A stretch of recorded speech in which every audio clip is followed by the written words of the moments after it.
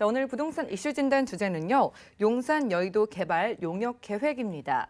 서울시가 이번에 용역 발주 계획을 발표를 했는데 이에 대한 내용 풀어주신다고요? 네, 맞습니다. 최근에 이제 용산권역뿐만 아니고요. 서울시 전체적으로 올 한 해 2019년 어떠한 지역, 어떠한 정책을 가지고 개발과 시정을 운영할 것인가를 계획을 잡고 있는데요.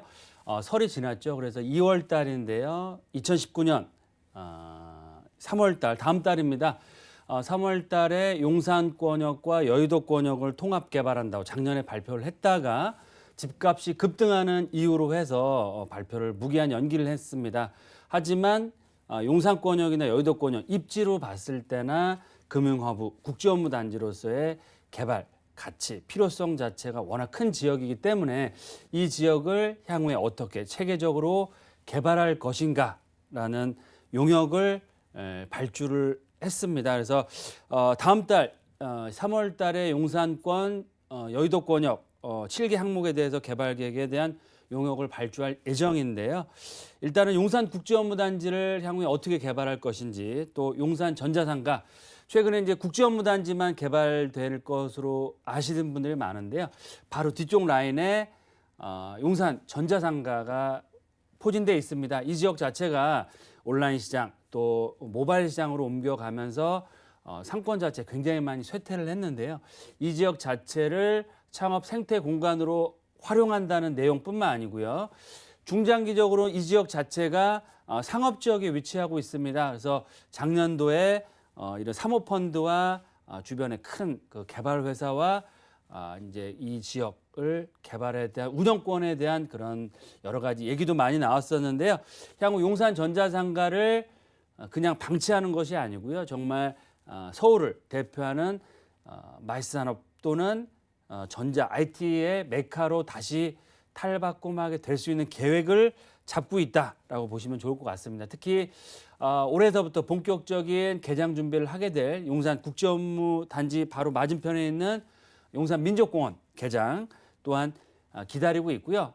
한강을 건너서 마주하고 있는 용산 여의도권역의 금융허브와 최근에 이제 재건축 이슈들이 계속해서 나오고 있는 여의도권역에 따른 그런 재건축 아파트의 통합 개발 사업들이 된다라고 보시면 좋을 것 같습니다. 그래서 언론에도 계속 나오고 있지만 여의도권역, 특히 용산권역 같은 경우는 마스터 플랜은 거의 다 준비가 완료가 되었습니다.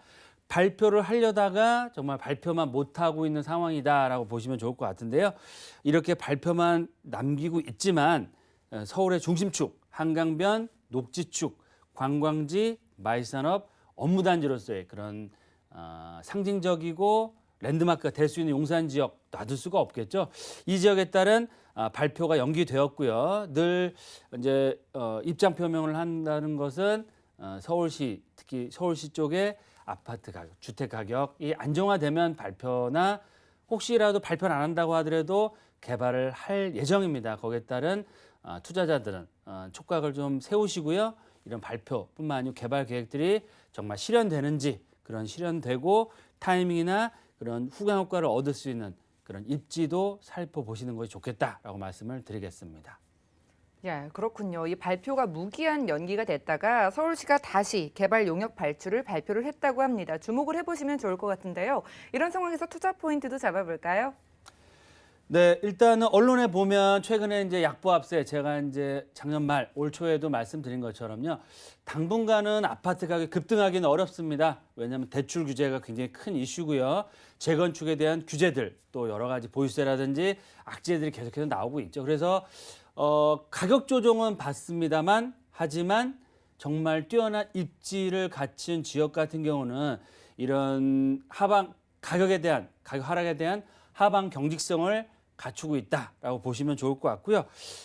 차별화 양극화 시장이 더욱더 심해지고 질 수밖에 없는 상황이고요.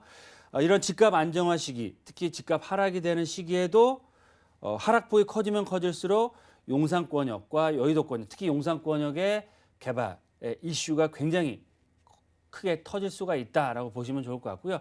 일례로 지난달에 발표가 됐었죠. 삼성동 쪽에 초고층 업무타운 개발 확정이 되었고요. 이렇게 부동산 침체기에 오히려 스타가 탄생할 수 있는 상황이다라고 보시면 좋을 것 같습니다. 그래서 부동산 분야의 스타 탄생은 바로 용산 지역이다라고 말씀을 드릴 수 있겠고요.